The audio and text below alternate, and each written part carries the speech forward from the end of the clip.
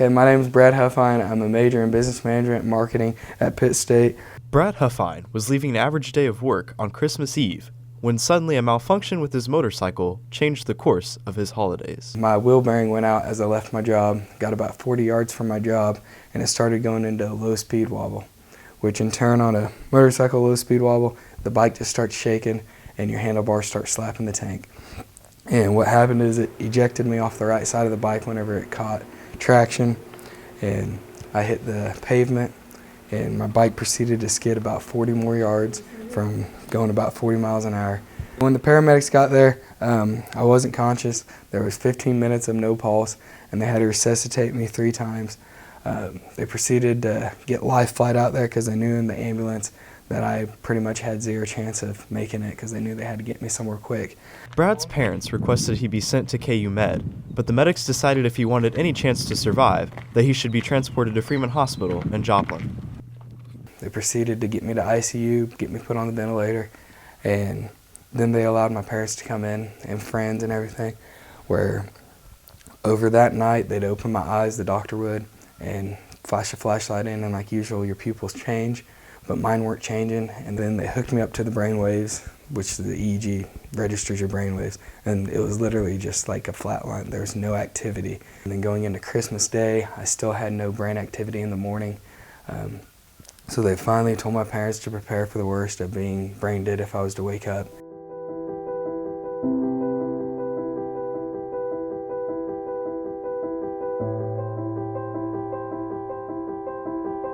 And the afternoon of Christmas, I woke up, did not know where I was. I had tubes down my throat, which was still the ventilator, and I was strapped down, which was probably the scariest thing that happened whenever I woke up, just not knowing where I was and not knowing what happened, because last thing I remember, I was riding a bike and not in a hospital. Brad would remain in the hospital for continued evaluations, but his condition was nothing short of a miracle. They still said that I could have brain damage, so my dad went ahead and asked me a question from what I've learned growing up. He asked me what the firing order is on a small block Chevy, and I was able to rattle it off. As of right now, there's still no brain damage. I got full function of my body and memory. They proceeded to find no broken bones, which in a motorcycle accident is probably a very uncommon thing because you have nothing protecting your body.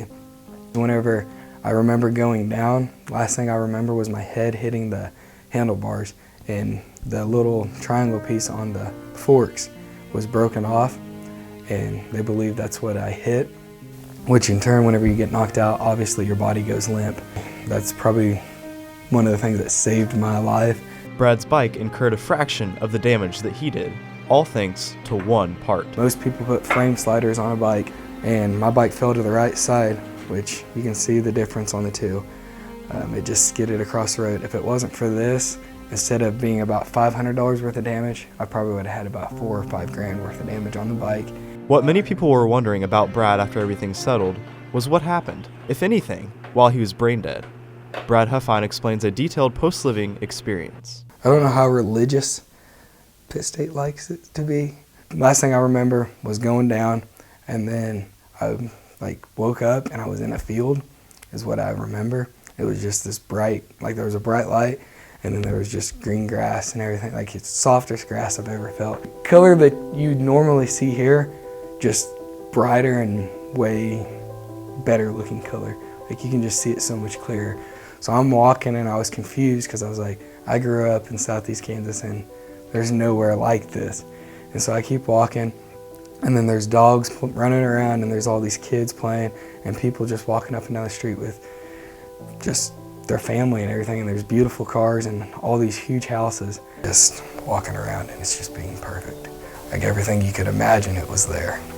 And then as I'm walking, it felt like I was there for days.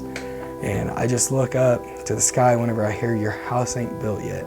And I look up and it's just sky that just straight up told me your house ain't built yet. So I remember turning around because there was a house that wasn't fully built, and it was just like a door and then the frame of a house. So I turned around and there was a storm. It was no longer that field of beautiful grass and everything, this just beautiful land and everything. It was just a storm. So I walked back into the storm, and that's whenever I woke up to being strapped down, and I was like, okay, now where am I? And that's whenever I was able to be told, you've been in a wreck and everything. And I still believe, I'll always believe, but it just kind of changes the perspective a little more than what most people have been a part of. While most people were enjoying the holidays, Brad spent his in the hospital, recovering from shock and muscle damage. From Christmas Eve to New Year's Eve, I was in the hospital. My birthday's on New Year's Day, and I refused to turn 22 in a hospital. Discharged he was, and Brad, against the recommendation of the doctors to take a semester off, found himself back in school on the first day of the spring semester. The teachers at Pitt State are great about it. I've talked to them all about it. They're cool with me if I got to get up, move around, or whatever.